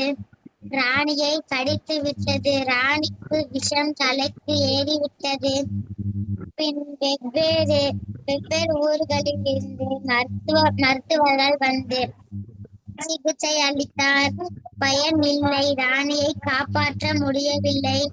ராமு காவலாரிடம், என்னால் ராணியை காப்பாற்ற முடியும் என்றான். அதன் பின் ராஜா அவனை அழைத்து, நீ ராணிக்கு சிகிச்சை பண்ணு என்றார். அவன் ராணியின் தலையில் கை வைத்தான். உடனே விஷம் இறங்கத் தொடங்கியது. அவன், நான் எந்த தப்பும் செய்யவில்லை, நடந்ததை எல்லாம் கூறினான். பின் அந்த நகையை வியாபாரியை சிறையில் அடைத்தனர். ராஜா ராமுக்கு பொற்காசுகள் வழங்கினார். ராமு சந்தோஷமாக வீட்டுக்கு சென்றான். அனைவரும் குரல் எண் 108. செந்நன்றி அறிதல். நன்றி மறப்பது நன்றென்று, நன்றல்லது அன்றே மறப்பது நன்று. பொருள், நமக்கு பிறர் செய்த உதவியை மறப்பது நல்லதல்ல. அதே நேரத்தில் நமக்கு பிறர் செய்த தீமையை உடனே மறப்பது நல்லது. அனைவருக்கும் நன்றி. சிறப்பு. பாராட்டுகள், வாழ்த்துக்கள். கொஞ்சம் நிறுத்தி பேசணும், அதான், வேற ஒண்ணு இல்லை. மற்றபடி நல்லா கதையில ஒட்டி பேசுற நல்லா இருக்கு. சிறப்பு. பாராட்டுகள், வாழ்த்துக்கள். அடுத்தவங்களை அழைக்குமா. நம்மிடையே கதை கூற வருபவர்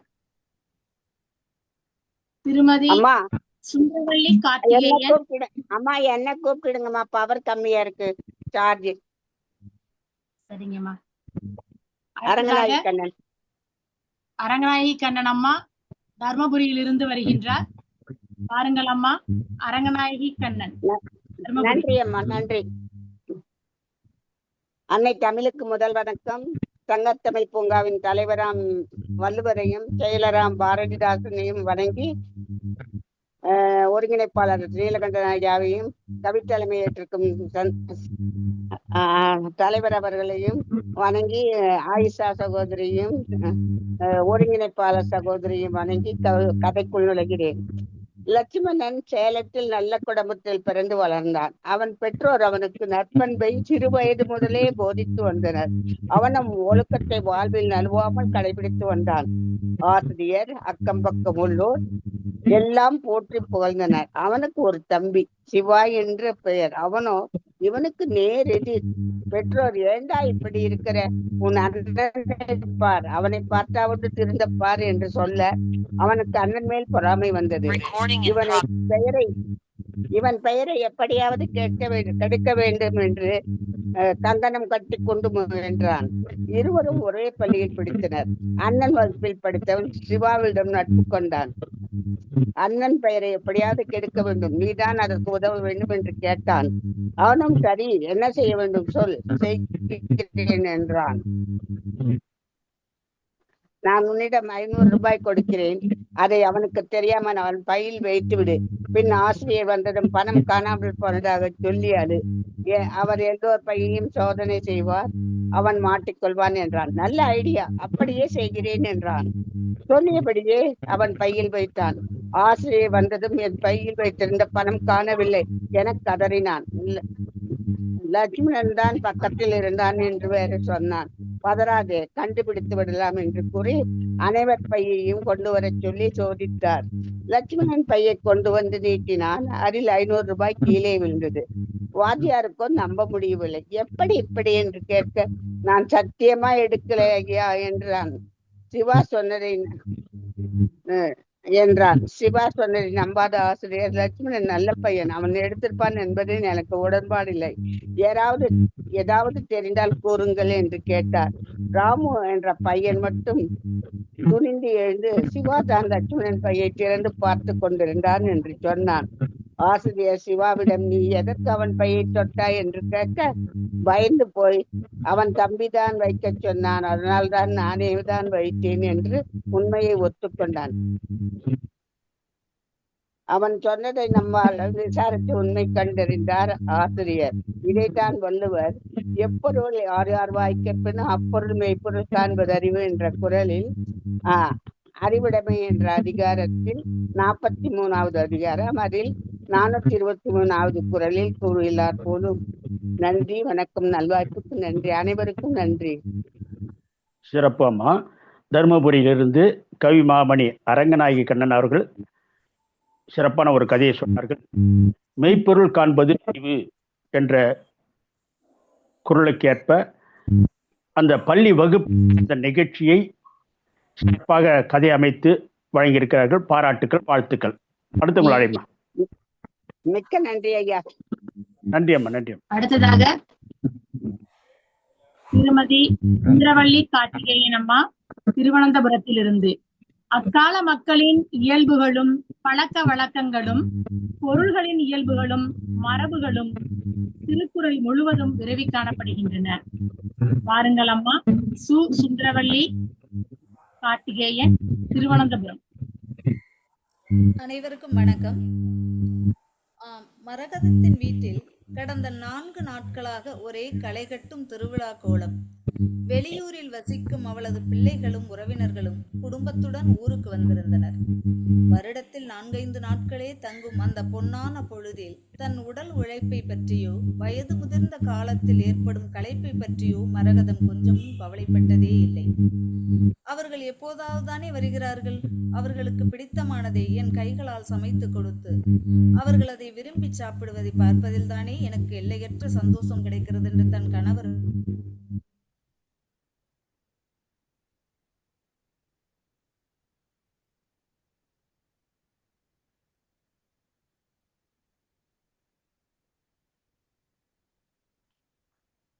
என்ன செல்லம் வேணும்? காலையில் நீங்கள் மல்லிகை பூ கட்டினீங்களே, அதான் வேணும். நான் தலையில வச்சுக்கிட்டு அம்மா அப்பா கூட கோவிலுக்கு போறேன். உனக்காகத்தானே அந்த பூ கட்டினேன். அம்மா கிட்ட கொடு, உனக்கு வந்து வந்தாங்க. சரி பாட்டி, ஆனா நிறைய பூ இருக்கு. நான் அம்மா அத்தை எல்லாருக்கும் கொடுக்கா? தங்கமே, எல்லாருக்கும் கொடுத்துட்டு நீ வச்சுக்கிட்ட தங்கம். சரி பாட்டி. என்ன மரகதம், சமையல் ஆயிடுதா?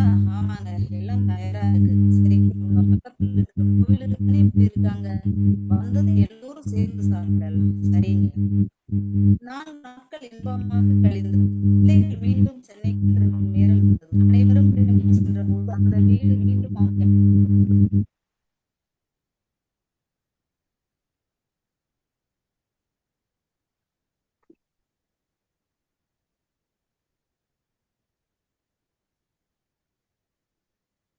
சுந்தரவள்ளியம்மா, உங்க இணைப்பு சரியில்லை, அந்த இணையம் விட்டு விட்டு கேக்குதுன்னு நினைக்கிறேன்.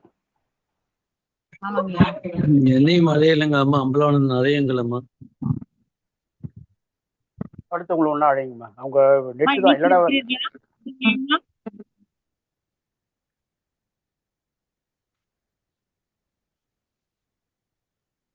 அம்பலவாணன் அழைக்க முடியுமா?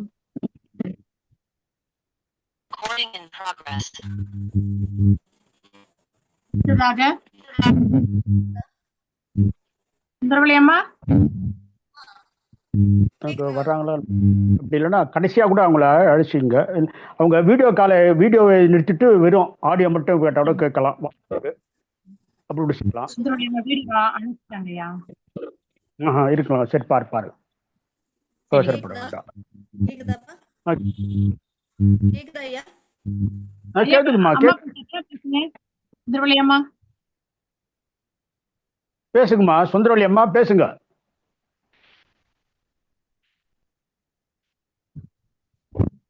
அடுத்ததாக நம்முடைய கதை கூற வருபவர் திரு மூப்பா அம்பலவாணன் ஐயா, சென்னையிலிருந்து தனி மனிதனோடு தொடர்புடைய கருத்துக்களையும் நம் சமுதாயத்தோடு தொடர்புடைய கருத்துக்களையும் சொல்வது திருக்குறள் என்றால் மிகையாகாது. பாருங்கள் ஐயா, மூப்பா அம்பலவாணன், சென்னையில் இருந்து. அம்பலவாணன் ஐயா, ஒளிவாங்கியை திறந்து பேசுங்க.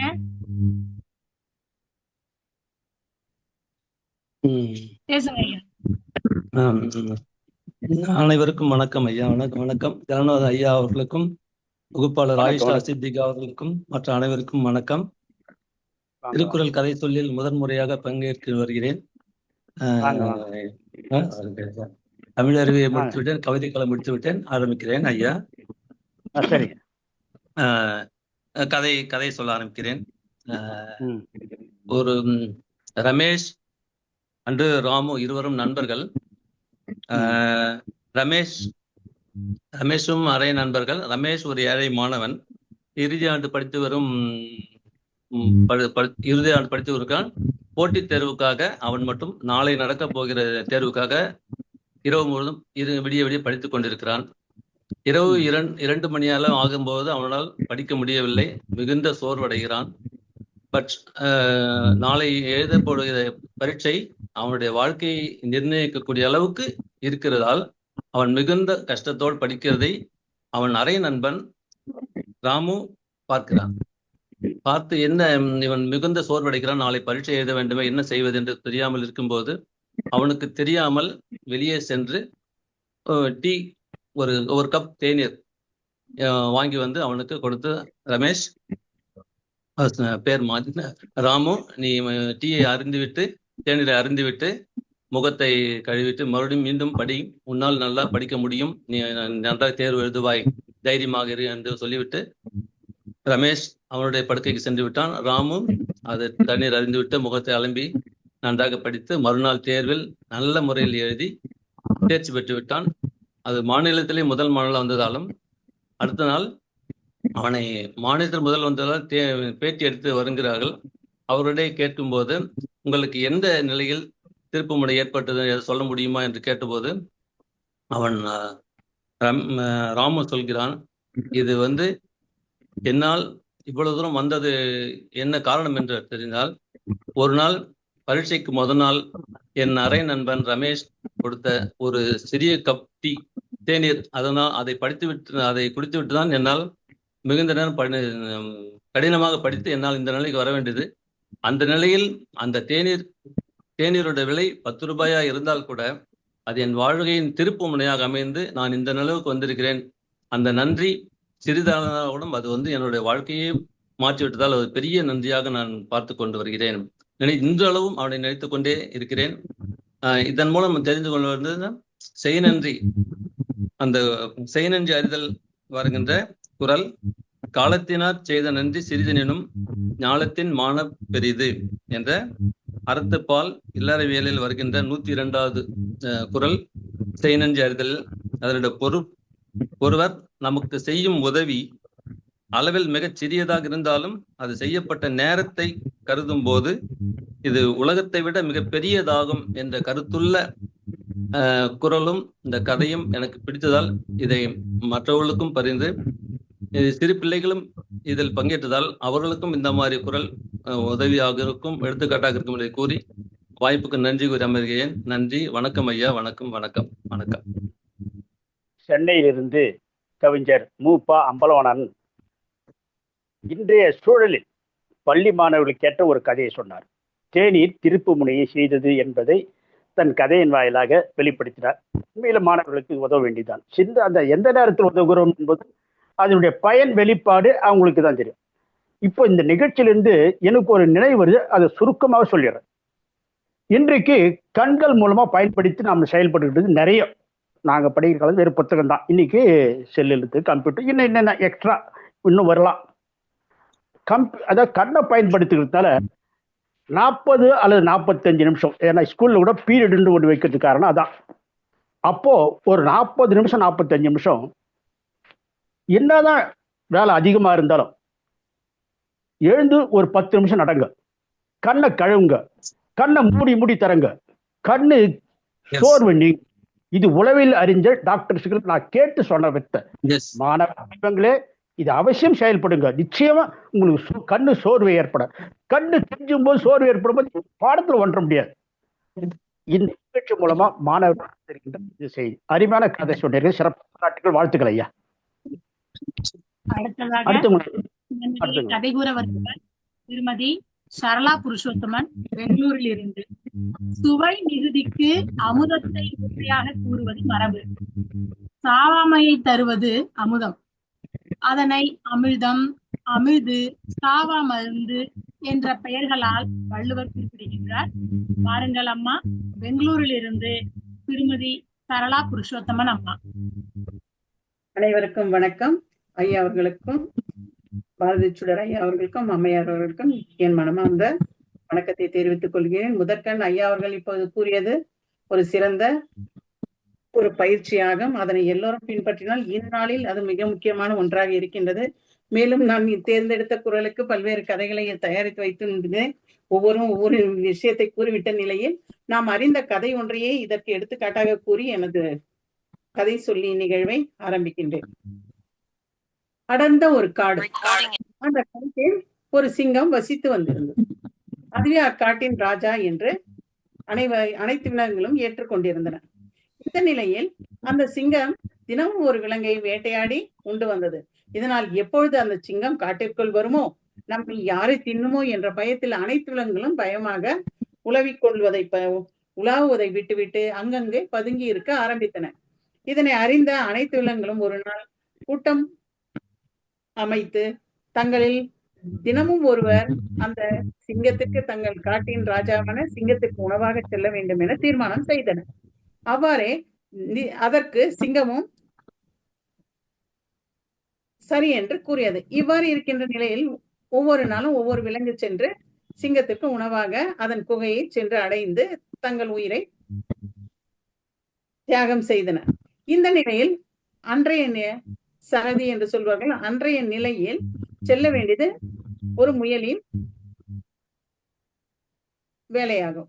ஆனால் அந்த முயலுக்கு பயமாகவும் இருந்தது. நாம் ஏன் செல்ல வேண்டும் சிங்கத்துக்கு உணவாக என தயங்கி சென்றிருந்தது. சிங்கத்தின் குகையை அடைவதற்கு மிகவும் காலதாமதமாகிவிட்டது. பசி காரணமாக சிங்கம் கோபமாக இருந்தது. வந்தவுடனே முயலை பார்த்து அது மிகவும் சீறியது. சீறிய உடனே அது கேட்டது, ஏன் இவ்வளவு தாமதமாக வந்து கொண்டிருக்கிறாய்? அரசனுக்கு மரியாதை செய்வது இவ்வாறா நீ என்று கேட்டது. முயல் முதலே பயந்திருந்தது. இப்பொழுது மிகவும் பயத்துடன் காணப்பட்டது. முயல் மிகவும் பயந்து கொண்டே கூறியது, ஐயா ஐயா, நான் சரியான நேரத்திற்குத்தான் வந்து கொண்டிருந்தேன். ஆனால் வரும் வழியில் ஒரு கிணறு பார்த்தேன். அந்த கிணற்றில் இருந்து ஒரு பெரும் கர்ஜனை கேட்டது. அதுவே என் காலதாமதத்திற்கு காரணம் என்று கூறியது. அப்படியா? எங்கே இருந்து அது கேட்டது என்று கூறுகின்றாய்? என்ன கேட்டாய்? கர்ஜிப்பவன் என்னை தவிர வேறு ஒருவன் இந்த காட்டில் இருக்கின்றானா என மிகவும் சத்தமாக கேட்டது. ஆமையா, அவனும் உங்களை விட மிகவும் அழகாக மிகவும் பலசாலியாக இருக்கின்றான். அவன் கூறினான், என்னை விட காட்டில் இன்னொருவன் இருக்கின்றானா? நான் அவனை அடித்து சாகடிக்கின்றேன் பார், உன் பின்னாலேயே வருகிறேன் என்று கூறியது. அதனால் தான் மறைந்து மறைந்து பதுங்கி பதுங்கி வந்தேன் ஐயா என்று கூறியது. இதை கேட்டவுடன் சிங்கமானது தன் நிலை மறந்து கோபத்தினால் தன்னை விட தன்னிலும் பெரியவன் ஒருவன் உள்ளானா, யார் அவன் எனும் ஆவேசத்துடன் அந்த முயலை பார்த்து கேட்டது. வா, என்னை அங்கே அழைத்து செல் என்றது. உடனே முயலும் தனக்குள் நகைத்தவாறே சிங்கத்திற்கு முன்னால் பயமின்றி வீரநடை போட்டு சென்றது. சிங்கத்தை அழைத்து சென்ற முயல் அங்கிருந்த ஒரு பாழடைந்த கிணற்றை காண்பித்தது. அங்கு நீர் இருந்த காரணத்தினால் இதை எட்டி பார்த்தவுடன் அதன் நிழல் அங்கு தெரிந்தது. உடனே முயல் விலகிவிட்டு, ஐயா, எட்டி பாருங்கள், இங்கேதான் பதுங்கி உள்ளது அந்த சிங்கம் என்று கூறியது. அப்படியா? ஏதோ விலகு பார்க்கிறேன் என்றது. பார்த்தவுடன் நீரில் அதனுடைய பிரதிபிம்பம் தெரிந்தது. தெரிந்தவுடன் இது கோபத்தில் மிகவும் ஆவேசமாக கர்ஜனை செய்தது. அது அவ்வாறே அந்த கிணற்றிற்குள் எதிரொலித்தது. கோபத்தின் காரணமாக அறிவிழந்த சிங்கமானது கிணற்றுக்குள் குதித்து தன் உயிரை மாய்த்து கொள்ளும் நிலைக்கு வந்தது. இது நமது திருவள்ளுவர் கூறும் திருக்குறள் அதிகாரம் 43 அறிவுடைமை.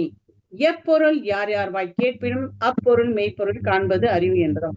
எந்த ஒரு செயலையும் சரி பொருளையும் நாம் ஒருவர் கூறினால் அதன் உண்மைத்தன்மை அறியாமல் அதை நாம் அவ்வாறே நம்பிவிடக் கூடாது. தமது அறிவுடைமையால் அதனை ஆராய்ந்து, கோபம் என்பதை தள்ளி வைத்து நாம் தமது அறிவினால் அதனை ஆராய்ந்து தெளிவு பெற வேண்டும் என்பதே இக்கதையின் மூலமாக நாம் அறிந்து கொள்ளும் ஒரு நீதியாகும். அனைவருக்கும் நன்றி. சிறப்பு அம்மா. பெங்களூரிலிருந்து முனைவர் சரளா புருஷோத்தமன் அவர்கள். அறிந்த கதைதான், இருப்பினும் இந்த கதையின் மூலமாக அந்த கருத்தை அந்த திருக்குறளுக்கு பொருத்தமாக பொருத்தி சொல்லுகிறார். அதை பாராட்டுக்குரியது. பாராட்டுக்கள், வாழ்த்துக்கள் அம்மா. அடுத்ததாக என்றுமே சிறப்பாக கதையை கூறுபவர் சுந்தரவள்ளி கார்த்திகேயன் அம்மா. இன்று இணைய சிக்கலின் காரணமாக இடையே ஒரு சிறு தடங்கள் ஏற்பட்டது. அம்மா, காணொலியை அணைத்து விட்டு சொல்ல முயலுங்கள். அடுத்ததாக சுந்தரவள்ளி கார்த்திகேயன் அம்மா, பாருங்கள் அம்மா, உங்களது காணொலியை அணைத்து விட்டு கதை சொல்லுங்கள். சொல்லலாமா? கேக்குதாமா? கேக்குதுங்கம்மா, பேசுங்க.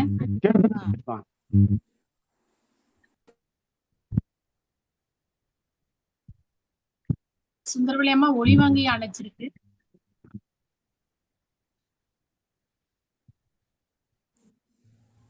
அனைவருக்கும் வணக்கம். மரகதத்தின் வீட்டில் கடந்த 4 நாட்களாக ஒரே களைகட்டும் திருவிழா கோலம். வெளியூரில் வசிக்கும் அவளது பிள்ளைகளும் உறவினர்களும் குடும்பத்துடன் ஊருக்கு வந்திருந்தனர். வருடத்தில் 4-5 நாட்களே தங்கும் அந்த பொன்னான பொழுதில் தன் உடல் உழைப்பை பற்றியோ வயது முதிர்ந்த காலத்தில் ஏற்படும் களைப்பை பற்றியோ மரகதம் கொஞ்சம் கவலைப்பட்டதே இல்லை, கொஞ்சம் கூட கவலைப்பட்டதே இல்லை. அவர்கள் எப்போதாவது தானே வருகிறார்கள். அவர்களுக்கு பிடித்தமானது என் கைகளால் சமைத்து கொடுத்து அவர்கள் அதை விரும்பி சாப்பிடுவதை பார்ப்பதில் தானே எனக்கு எல்லையற்ற சந்தோஷம் கிடைக்கிறது என்று தன் கணவர் வேலாயுத்திடம் புன்னகையிடம் கூறுவாள். பாட்டி, பாட்டி என்று கூப்பிட்டு கொண்டே வந்தாள் மரகதத்தின் பேத்தி ஓவியா. என்ன ஓவியா, உனக்கு ஏதாவது வேணுமா? பாட்டி கொஞ்சம் செஞ்சு தரட்டுமா? சாப்பிட எதுவும் வேண்டாம் பாட்டி. அப்புறம் என்ன செல்ல வேணும்? பாட்டி, காலையில நீங்க மல்லிகைப்பூ கட்டி வச்சிருந்தீங்களே, அதான் வேணும். நான் தலையில வச்சுக்கிட்டு அம்மா அப்பா கூட கோவிலுக்கு போக போறேன். உனக்காகத்தானே அந்த பூவை கட்டி வச்சிருக்கேன். அம்மா கிட்ட கொண்டு கொடு, உனக்கு வச்சு விடுவாங்க. சரி பாட்டி, ஆனா நிறைய பூ இருக்கே, நான் அம்மா அத்தை எல்லாருக்கும் கொடுக்கவா? என் தங்கமே, எல்லாருக்கும் கொடுத்துட்டு நீ வச்சுக்கம்மா. சரி பாட்டி. என்ன மரகதம், சமையல்லாம் ஆயிடுச்சா? தயாரா இருக்குங்க. சரி, அவங்க பக்கத்துல இருக்க கோவிலுக்கு தானே போயிருக்காங்க, வந்ததும் எல்லோரும் சேர்ந்து சாப்பிடலாம். சரிங்க. 4 நாட்கள் இன்பமயமாக கழிந்தது. பிள்ளைகள் மீண்டும் சென்னைக்கு திரும்பும் நேரம் வந்தது. அனைவரும் கிளம்பி சென்ற போது அந்த வீடு மீண்டும் அமைதியானது. மரகதத்தின் முகத்தில் ஒரு சிறு சோகம் நிழலாடியது. பிள்ளைகள் பிரிந்த கவலை ஒரு புறம் இருக்க, இடைவிடாத சமையல் வேலையாலும் ஓய்வற்ற உழைப்பாலும் உடல் முழுவதும் கடுமையான சோர்வு அவளை ஆட்கொண்டிருந்தது. சற்று ஓய்வெடுக்க படுக்கையில் சாய்ந்தாள்.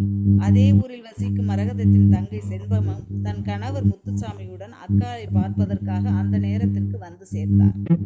வந்தவர்கள் அக்கா சோர்வாக படுத்திருப்பதை பார்த்து, என்னக்கா, உனக்கு என்ன ஆச்சு என்று அக்காவின் அருகில் அமர்ந்து செண்பகம் கேட்டாள். 4 நாளா ஓயாம வேலை பார்த்து உன் உடல்நிலை எப்படி போயிடுச்சே, கொஞ்சம் கூட உன்னை பத்தி கவலைப்பட மாட்டியா என்று பாசத்தோடு கடிந்து கொண்டாள். அதற்கு வேலாயுதம், நானும் அதான் சொல்றேன் செண்பகம், எல்லோரையும் கவனிப்பது நல்ல பழக்கம்தான், அதற்காக நம் உடம்பையும் பார்த்துக்கணும் இல்லையா என்றார். முத்துசாமியும் அருகில் வந்து, ஆமா அண்ணி, உடம்பு கெடுத்துக்காதீங்க, நாங்க இருக்கோம், கொஞ்சம் ஓய்வெடுங்க என்று அக்கறையோடு அறிவுரை கூறினார். தங்கையும் மைத்துனரும் கணவரும் காட்டிய அந்த அன்பும் அரவணைப்பும் மரகதத்திற்கு ஆறுதலை தந்தது. இதோ சரியாயிடு செண்பகம், பசங்க ஊருக்கு போறாங்கிற கவலைதான், மற்றபடி ஒன்னும் இல்லை என்று அவர்களை சமாதானப்படுத்தினாள் மரகதம். செண்பகம், உனக்கு பாட்டு பாடுறதுல சந்தோஷம், உங்க மாமாவுக்கு மரம் செடி கொடிகளை பராமரிக்கிறதுல சந்தோஷம், அதே மாதிரிதான் எனக்கு வீட்டுக்கு வர்றவங்க, குடும்பத்துல இருக்கிறவங்க எல்லாருக்கும் சமைச்சு போடுறதுல, அவங்கள அன்பா கவனிக்கிறதுல சந்தோஷம் என்றாள் மரகதம்.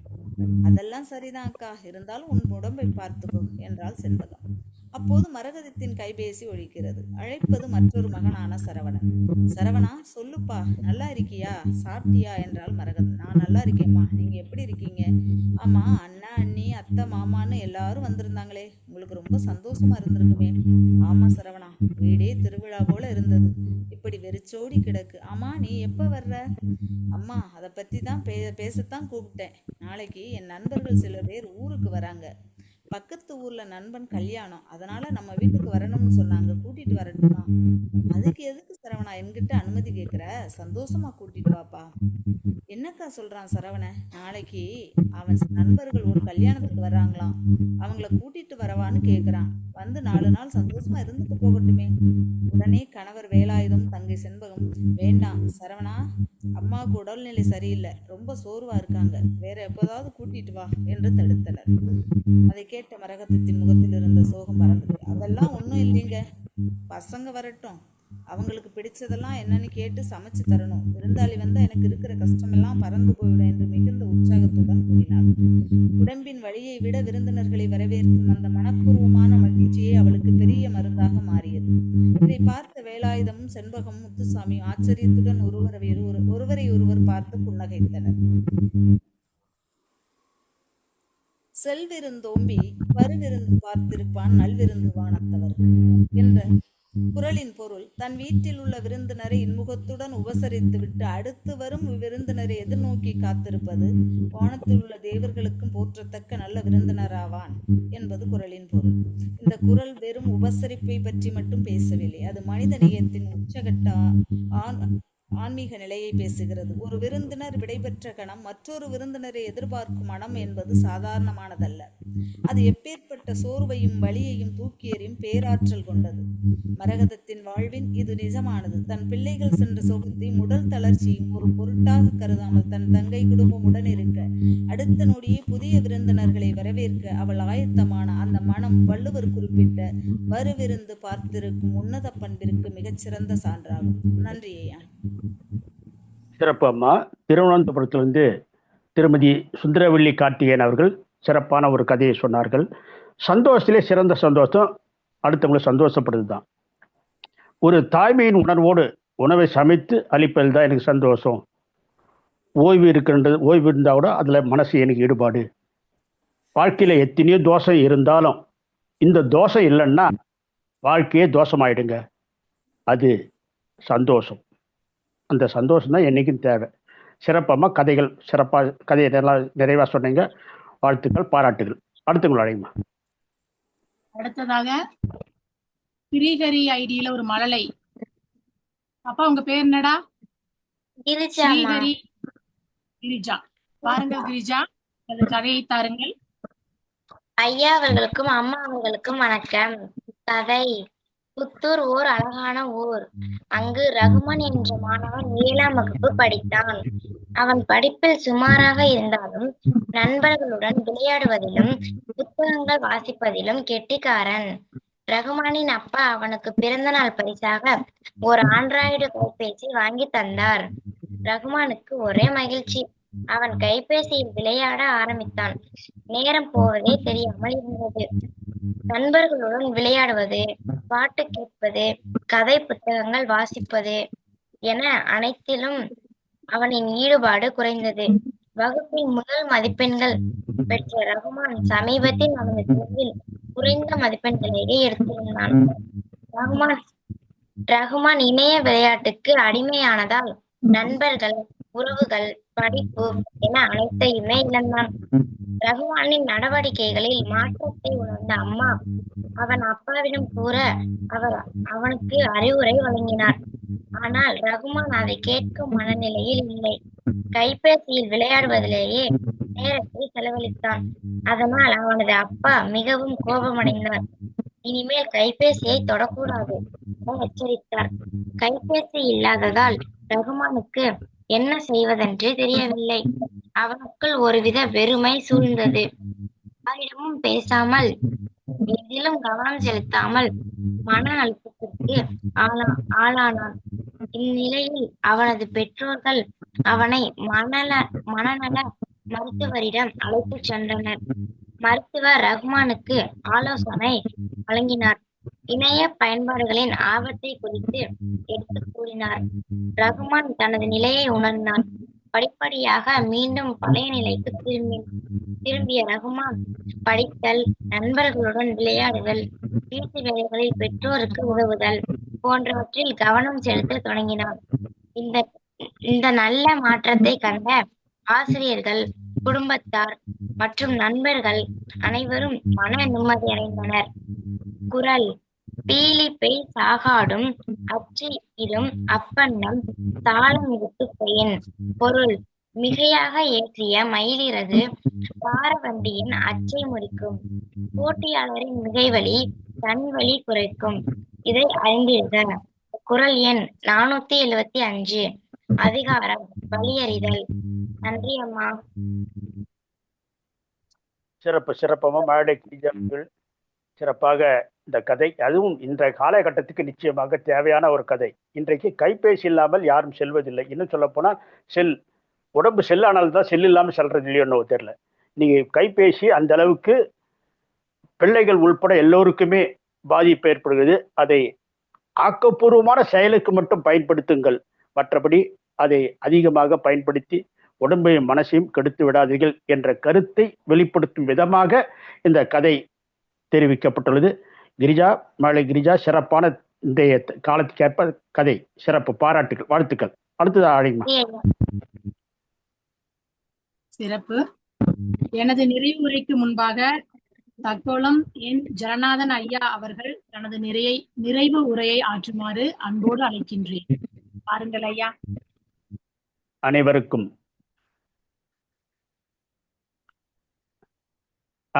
வணக்கம். திருக்குறளுக்கு ஏற்ப கதைகள் அமைத்து சிறப்பாக அனைவருமே அவர்களுக்கு ஏற்ப கதைகள் சொன்னார்கள். பாராட்டுக்கள், வாழ்த்துக்கள்.